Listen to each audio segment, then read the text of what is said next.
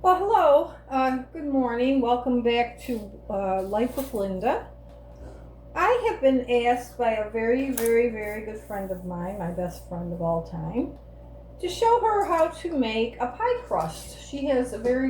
Apparently she has a lot of trouble making a pie crust. She's unable to do it. So I'm going to show her a really simple way that I love to do mine. And it's in the food processor, which just makes everything so much easier. So in here right now I have 1.5 cups of flour, 2 teaspoons of Splenda,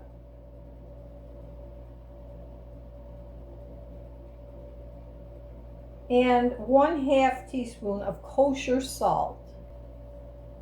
The next ingredients is a 1/2 cup, which is 1 stick, of unsalted butter. Now what you're going to want to do with this is you're going to want to cut it up into small pieces, and then you're going to want to put it in the freezer for 20 minutes. So I'm going to do that and I'll be right back. Now the secret to this dough is to keep everything cold. Like the butter needs to be very cold, stay very cold. The water, we're going to put in 3 to 4 tablespoons of ice water, needs to literally be ice water.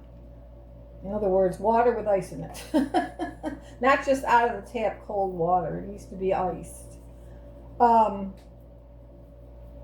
So as soon as my butter comes out of the freezer, I'm going to go ahead and start adding that in and pulse it until the mixture resembles coarse crumbs, slightly smaller than peas. Continue to pulse it until 3 tablespoons ice water, or adding 3 tablespoons ice water until dough is crumbly but holds together when squeezed. Pulse in more ice water, 1 teaspoon at a time if necessary. Do not overmix. Okay, so this recipe will make 1 9-inch pie crust, just one. Now if you want to make a double crust pie, you're going to want to double this. But this particular recipe makes 1. So I'll be back. Okay, I'm going to go ahead and add in, I just leave that right on there. Okay. I'm going to add in some butter, a little bit at a time, and pulse it until it's dissolved, and then continue.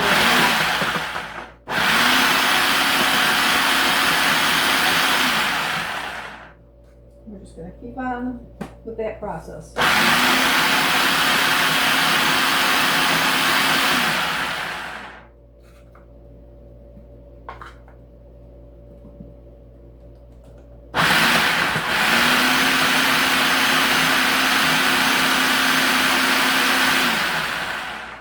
It's just so much easier doing it with the food processor.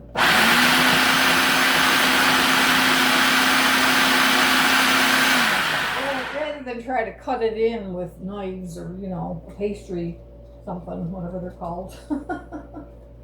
But anyway, there's that. Now we're going to put in the water, 1 tablespoon at a time, ice water. 1.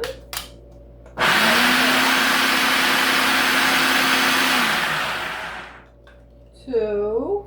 Now this calls for 3 to 4. So you're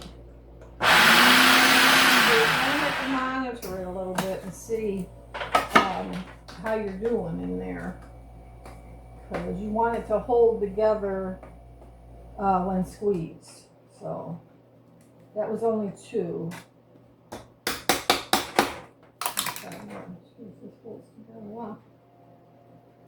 I mean, it's doing well. Let's do another one.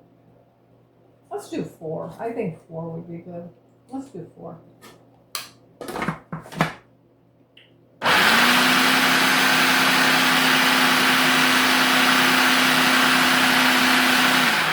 Okay. Now I do not want to overmix it. So I would call that, I better watch my arm. I'm always putting my arm in the way. I would call that done, in my opinion. So I'm going to take it out and put it in a bowl and squeeze it together and see how it works. Yeah, we're going to put that right in a bowl.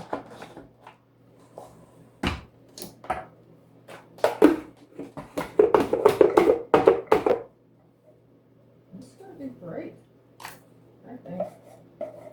I mean, that's how quick and easy it is to make a pie dough. And when I had to rely on all different other ways, there was, you know, shortening, there was lard, you know. I never really cared for the outcome. But this butter recipe just really hits all the buttons, you know. Seems to work out very well. So look at that. I mean, it's holding together really nice. And then after that, you're going to wrap it tightly. You're going to wrap it tightly in plastic wrap and shape it into a 1/2 inch thick disc. Now you're supposed to do that and then refrigerate it until firm, at least 1 hour, up to 2 days. So, I mean, that's a beautiful dough right there. It couldn't be better. It's perfect. And the more your hands work with it, the more the butter's going to melt. And the theory behind the butter is, as far as being a flaky pie crust, the butter will basically boil and cause bubbles. And so, therefore, it puts air into your dough, and therefore, you have a flaky pie crust. But there you go. All done. Simple as that. I'm going to shape it into a 1/2 inch disc and wrap it tightly and refrigerate until firm. Now, whatever you want to make with that, you know, the world is your oyster. So there you go. It's so easy. Couldn't be easier. I thought about making a shepherd's pie today, but actually I'm going to end up making, I'm going to be making some beef on wick. Beef on wick. It's a Western New York fad, I guess you might say. That you won't find that recipe anywhere but Western New York, i.e. Buffalo or Niagara Falls, that area of town there. You will not find it. It's called beef on, well, it's actually a wick bun, which has caraway seeds on top of it. But this beef on wick, let me tell you, I have such a craving for it sometimes, and I can't get it in Texas. You cannot get it in Texas, I'm telling you. It's a Western New York fad that only Western New York has. Kind of like chicken wings, but that kind of moved on everywhere else, you know. Buffalo wings eventually became world renowned, you know. But beef on wick, nope, not so much. Beef on wick just simply stayed to its area. And I remember there was a so there we go. I'm going to put that in the fridge and let it sit there for a couple hours, and I'll just have to decide what I'm going to make with it. I haven't decided yet. But of course, you know, a lot of this preparation I'm doing right now is for my 4th of July celebration. So whatever I decide to make with this will be part of that. Okay, so I'm going to put this in the fridge. Anyway, I was saying, there was a restaurant in, I'm not sure what city it was in, but in Western New York, called Swiston's. They made the best beef on wick that I can remember. My brother used to take us there by boat. It was on the Niagara River, I believe. And the restaurant itself was on the river, so you could pull up with your boat and go in and have your meal, you know. But Swiston's and beef on wick. You can find it on the internet if you're interested. I think it's still there. I really wouldn't know for sure, but I'm pretty sure it's still there. I hope it is, because man, that would be a loss. Okay, I'll be back. Okay, so this should come as no surprise to anyone. I changed my mind again. So to finish off this video today, I am going to go ahead and make some shepherd's pie because I'm hungry and I need to eat something. So I think this would be a good thing to make today, and then another day I'll do the beef on wick and the wick buns. Make sense? Okay, so here we go. Doesn't seem like a good idea. So the first step is to, I peeled and cut up some potatoes. So I'm going to make some mashed potatoes, basically. So the first step is to boil the potatoes. Okay, another ingredient is chicken broth. Now it calls for 1.5 cups of homemade or store-bought chicken broth, chicken stock. Well, we all know I make my own chicken stock, but so I wanted to show y'all what happens in the process of making my dog food when I get all that chicken stock. So when I saved the stock, but I put it in the fridge, and look at all the fat that comes to the top, that gathers at the top. So you remove that fat, and then you're left with fat-free chicken broth. I mean, it couldn't get any simpler or better than that. And then my dog, this is called schmaltz. This fat is called schmaltz. And my dogs love to eat it. So it doesn't matter which way you look at it. It's a win-win scenario. And it's so gelatinous because it's like a bone broth, okay? That's what happens when you cook it in the Instant Pot. It becomes like a bone broth. It's really gelatinous. See, look. You can see it. It's perfect. Couldn't be better. The recipe calls for 1.5 cups of the broth, and then it wants me to use 1 package of gelatin, and it wants me to sprinkle this gelatin over the broth.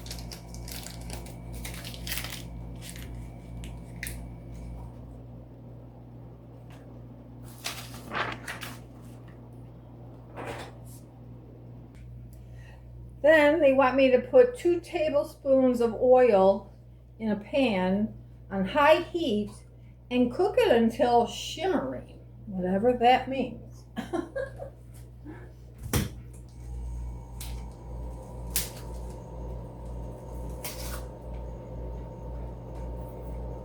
Now I'm making a lesser amount of this recipe because I'm only one person. And so I'm going to use a lot less meat. So they want me to add 1/2 of the meat to that pan.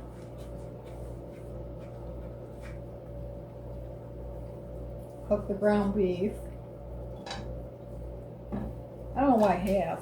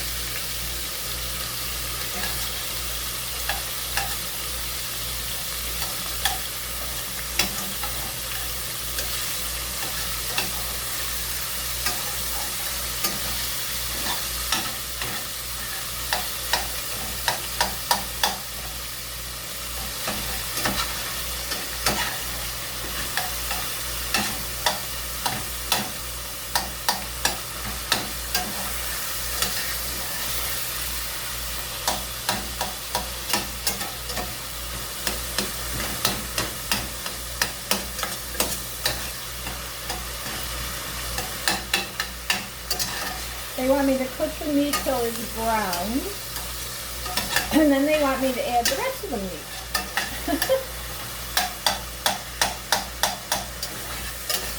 Like I say, I'm just making a smaller version of this recipe, so I'm just kind of eyeballing how much of the ingredients I need, you know. But it'll be good. In any event, it will be good. This is 90, let me see, what is this?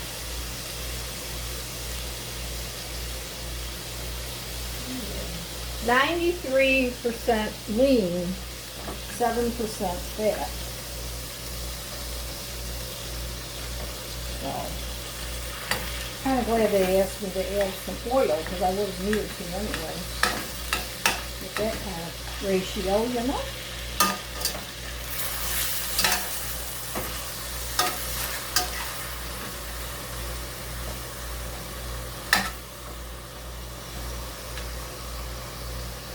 And the potatoes are boiling rapidly over here.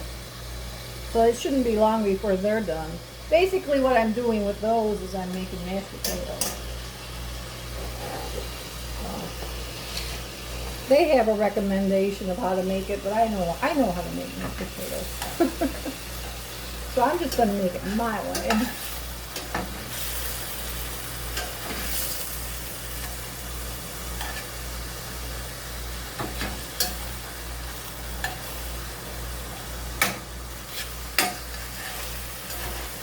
Shepherd's pie. Gosh, I haven't had this in so very long. This sounded good today, you know? It's coming up on my dinner.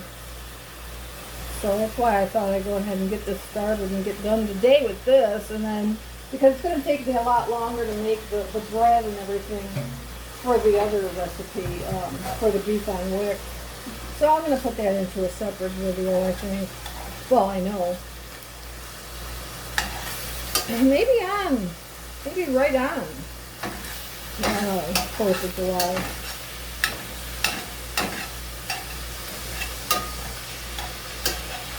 I might just do that. Make the bread and everything that day. I might be something to do.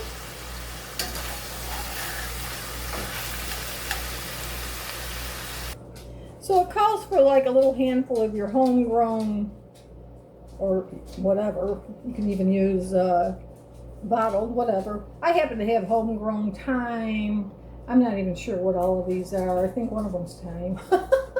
It calls for thyme and a bay leaf.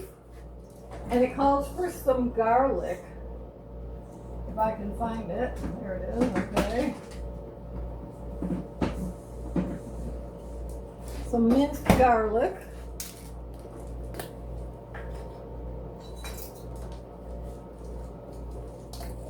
Put that into the meat. And it calls for a cup of wine, red wine.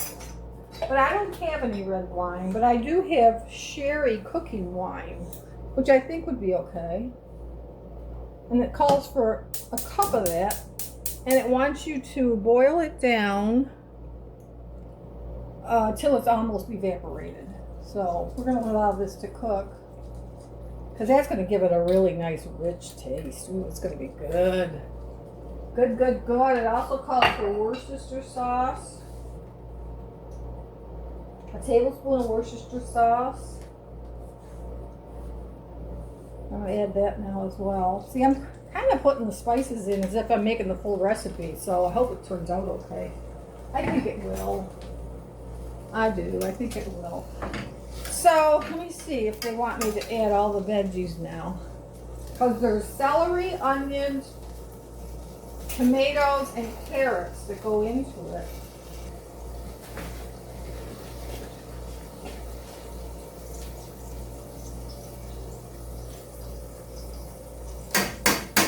One tablespoon of flour. And stir that all up and let it kind of evaporate. I've got gelatin in it too, so I don't know here. That's weird. But I'm going to add the chicken stock to it as well. Okay, so now I'm going to add all the veggies. So we have carrots, onions, celery, and tomato. Going right into there. This is all the filling for the pie. The potatoes are pretty much done. Yes, the potatoes are done, ready to be mashed. So I'm going to shut those off. It's coming together pretty quick, actually. I'm happy about that. Ooh, that's going to be good, good, good.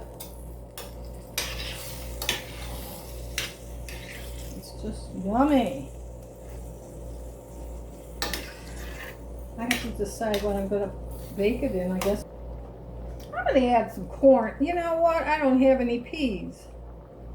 So I'm going to add corn. It's okay. It'll be alright. It'll be just fine. So there we are, cooking away. gonna get nice and thick, I think. I don't know how thick, but thick enough. But I need to get that bay leaf out at some point because I don't want that in my pie. You know. Mashed potatoes now. Okay, to make my mashed potatoes, the way I do it, I just have my boiled potatoes. And I just cut up some butter into it. Just about that much. Let that melt down. And once that's melted,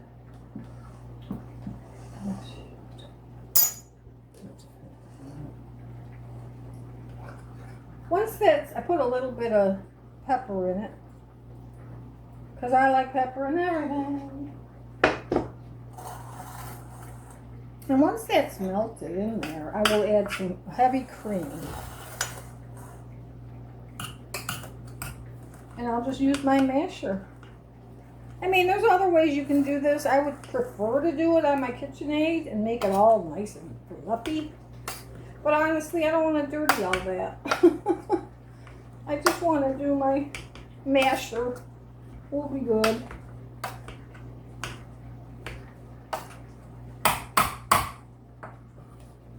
Add some heavy, I add heavy whipping cream because that's really all I have. I don't have any milk right now.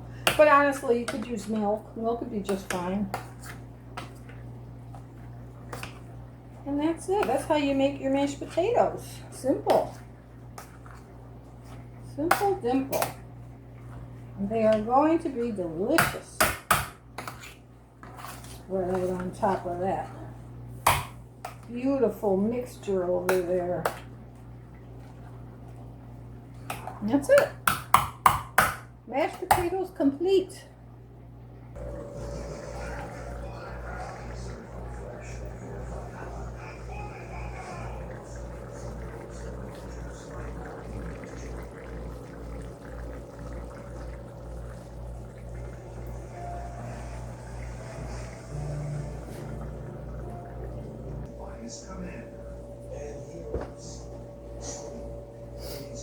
So I'm going to take our pie dough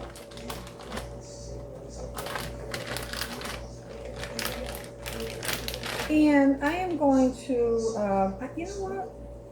I feel like this is just too much dough for that pan. I'm going to do that. But honestly, it needs to thaw out a little bit, I think, for me to be able to roll it. Let's see, maybe it'll come, yeah, you know what, no problem. So this recipe does not call for a pie crust.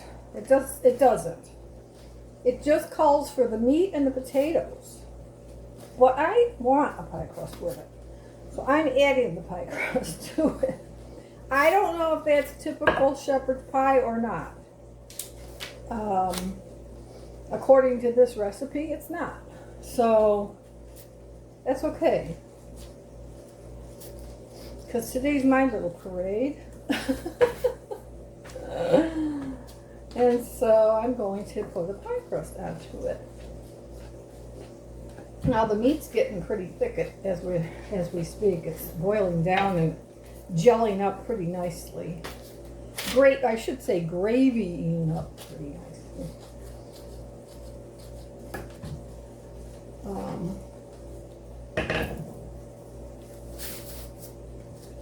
Probably by the time I'm rolling this out, it'll be ready. So they say to set the oven at 425, and I'm going to cook it for about a half an hour.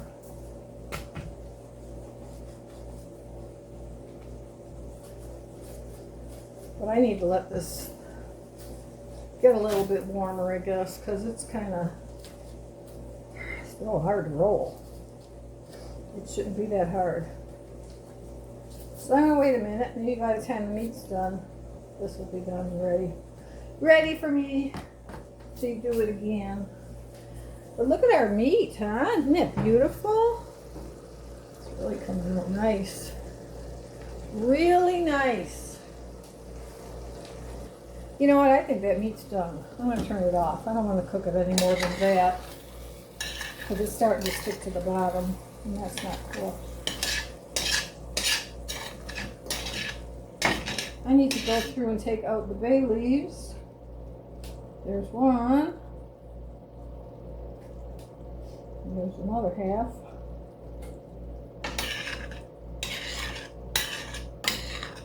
That's it. It's tasty, guys. It's very tasty. So everything's cooked. Carrots, onions, celery, everything's cooked. Perfect. Cooked to perfection. So I just got to get that pie dough rolled out, and then I'll assemble it. So all that dough needed was just a little time to get softer. It's such a pretty dough. It's so nice. It's going to be so good. Lots of calories in this meal. By no means low calorie.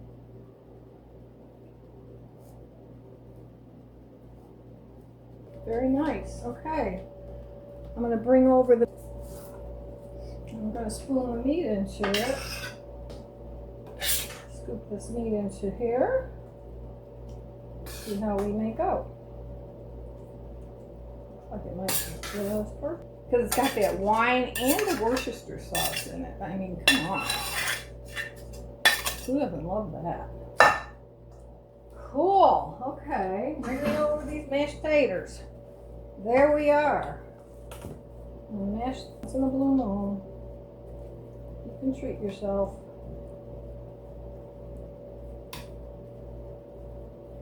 Just spoon that mashed tater over there. I'm going to preheat my oven to 425.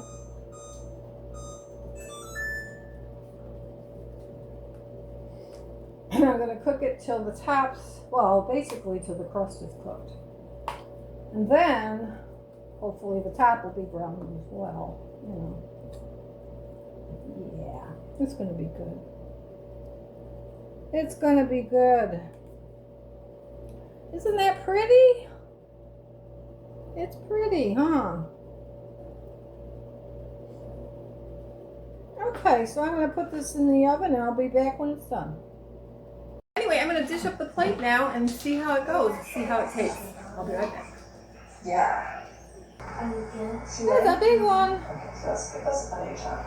Alright, let's see how that I'm looks. sorry about the fans, it's really hot up here, so that's and all the fans go. So there it is, guys. There's my shepherd's pie for today. I hope you enjoyed it. Sorry about the noise, but Give it a try. See what you think. Let me know. Okay.